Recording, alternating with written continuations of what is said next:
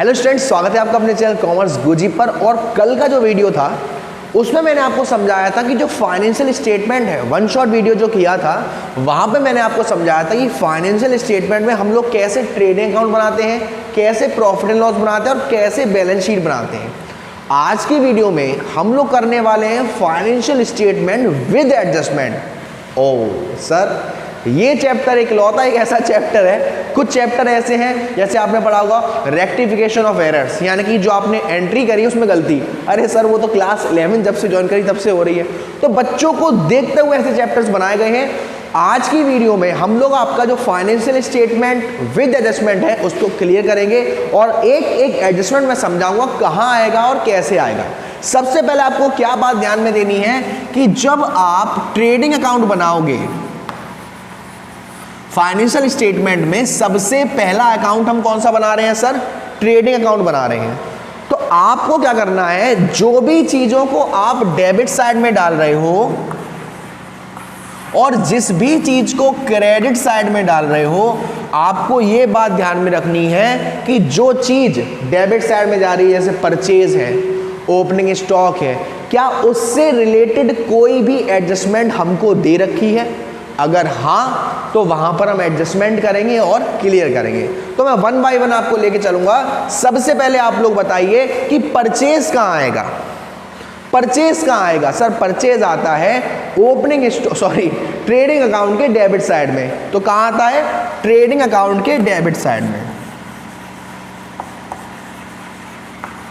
तो अगर आपको क्वेश्चन में दे रखा है कि गुड्स चोरी हो गए या गुड्स जल गए, ताता हो गई गुड्स को और खो गए, एज अ चैरिटी दिए हैं, एज अ सैंपल दिए हैं, रिटर्न आए हैं, ये सारी एडजस्टमेंट के लिए हम लोग जो परचेस का अमाउंट होगा वहां से इसको हम क्या कर देंगे? लेस कर देंगे। और लेस करने के बाद जो अमाउंट आएगा उसको हम यहां पर लिखेंगे। ये एक ही कंसेप्ट में मैंने शायद 4-5 एडजस्टमेंट आपको समझा दिए परचेज से रिलेटेड। उसके बाद और क्या आता है हमारे पास? एक सेकंड रुकेंगे। जैसे कि मैं आपको बता दूं, डायरेक्ट एक्सपेंसेस जो हमारे होते हैं, डायरेक्ट एक्सपेंसेस हमारे कौन से होते हैं सर? वही जिसका सीधा इम्पैक्ट किस पर था? प्रोडक्शन पर था। जिन बच्चों ने फाइनेंशियल स्टेटमेंट की वन शॉट वीडियो नहीं देखी, डिस्क्रिप्शन में लिंक आपको मिल जाएगा, वहां आप देख लीजिएगा। हाँ जी, जैसे कि मैं आपको बता दूं, आउटस्टैंडिंग एक्सपेंसेस आपको दे रखे हैं। ये जो आउटस्टैंडिंग है, ये वो आउटस्टैंडिंग नहीं है, वाह आउटस्टैंडिंग क्या खेला है, ऐसा आउटस्टैंडिंग नहीं है। ये आउटस्टैंडिंग का मतलब है कि कुछ खर्चे थे जो आपको पेड करने थे अप्रैल में, मई आ गई, जून आ गई, लेकिन आपने पेड अभी नहीं किए हैं और ये खर्चा हमारा बकाया है, तो इसको हम क्या कहते हैं? हमारा आउटस्टैंडिंग। तो यहां पर आउटस्टैंडिंग का ट्रीटमेंट क्या होगा? जो भी एक्सपेंसेस आउटस्टैंडिंग है, फॉर एग्जांपल आपसे कहा जाए wages outstanding, rent outstanding, salary outstanding, तो आपको ये देखना है कि पहली बात तो ये जो तू टिकटॉक, अरे नहीं सॉरी गलती हो गई, पहली बात तो ये कि वेजेस आपको देखना है कहाँ आएगा सर? वेजेस आएगा हमारा ट्रेडिंग अकाउंट के डेबिट साइड में। तो अगर वेजेस आउटस्टैंडिंग है तो पहले आप ट्रेडिंग अकाउंट में वेजेस को लिखोगे, अमाउंट अंदर ही, और इसमें हम आउटस्टैंडिंग को क्या कर देते हैं? ऐड कर देते हैं और जोड़ने के बाद टोटल अमाउंट बाहर लिखते हैं। ऐसे ही रेंट दे रखा है आउटस्टैंडिंग, तो रेंट कहाँ आता है सर? रेंट आता है हमारा प्रॉफिट एंड लॉस के डेबिट साइड में, वहां पर क्या हो जाएगा? ऐड हो जाएगा। ऐसे ही आपको सैलरी आउटस्टैंडिंग दे रखी है तो क्या होगा? सैलरी कहाँ आता है? प्रॉफिट एंड लॉस के डेबिट साइड में, सैलरी में आउटस्टैंडिंग क्या हो जाएगा? ऐड हो जाएगा। तो आउटस्टैंडिंग एक्सपेंसेस बेसिकली जो भी हमारे खर्चे होते हैं उनमें क्या हो जाएगा? ऐड हो जाएगा। और जब बैलेंस शीट बनाओगे तो आउटस्टैंडिंग एक्सपेंसेस हमारे लिए एक करंट लायबिलिटी की तरह ट्रीट करी जाती है, तो ये लायबिलिटीज अमाउंट में आएगा। ऐसे ही कभी कभी मेरे दिल में ख्याल आता, अरे सॉरी माफ कीजिएगा फिर से भटक गया मैं। हाँ जी, कभी कभी प्रीपेड दे रखा होता है। प्रीपेड का मतलब होता है जो खर्चे आपको देने तो अप्रैल में थे, मार्च में थे, मई में थे, लेकिन आपने जनवरी में ही दे दिए, दिसंबर में ही दे दिए, कुछ महीने पहले दे दिए, तो बाद में तो वो आपको देने नहीं है।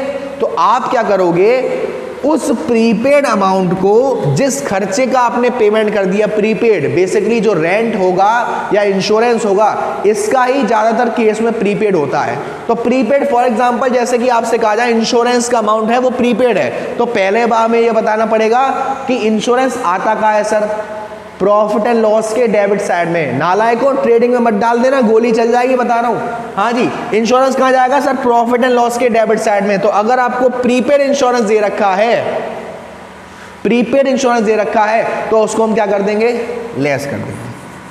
क्या कर देंगे, लेस कर देंगे, और अमाउंट यहां पर बाहर। यहां तक क्लियर होगा आई होप आप सभी को। फिर कुछ इनकम आती है, जैसे एक्रूड इनकम, कमा तो ली लेकिन अभी मिली नहीं है, तो वो जिस भी इनकम का हिस्सा है वो उसे ऐड कर देंगे उसमें।